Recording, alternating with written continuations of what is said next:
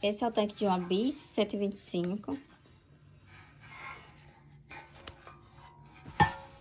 Ele tava vazando. Aí eu fiz a retirada. Eu, meu pai, meu primo. Conseguimos fazer a retirada dele. Primo? Foi, mas aqui tá a ajudante da titia. Aí ele tem esse plásticozinho aqui. Esse plástico tava alto, como se fosse uma bolha.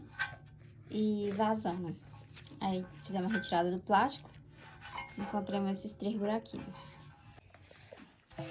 Então, aí eu fui lá no homem pra fazer a solda aqui, mas ele falou se fizesse solda, como a solda é muito quente, iria furar mais ainda. Entendeu, Ana Júlia?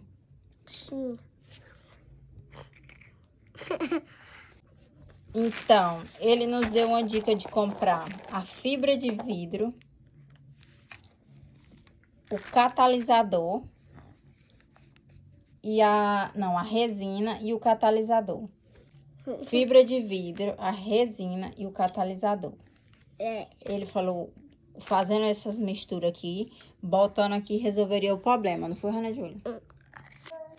É a primeira vez que eu tô fazendo, mas eu assisti uns vídeos na internet, então eu vou tentar fazer. Aí eu cortei esses 2 pedaços da fibra de vidro e vou fazer a misturinha. Botei um pouquinho da resina aqui, ó. Eu vi o vídeo vamos fazendo.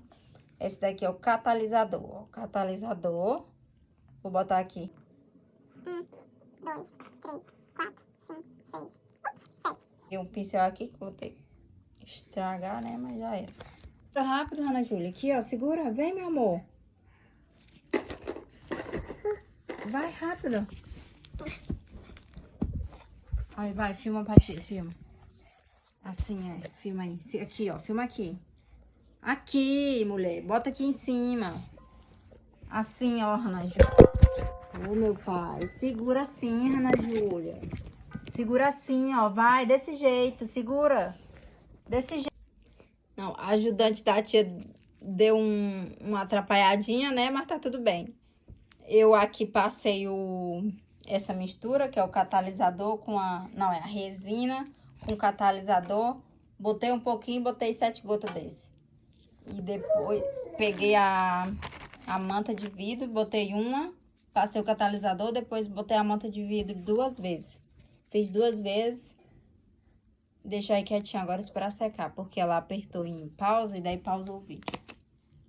Se fosse pra ela ter apertado, ela não teria apertado, né, Ana Júlia? Sim. Sim, né? Sim. Se fosse pra você ter apertado...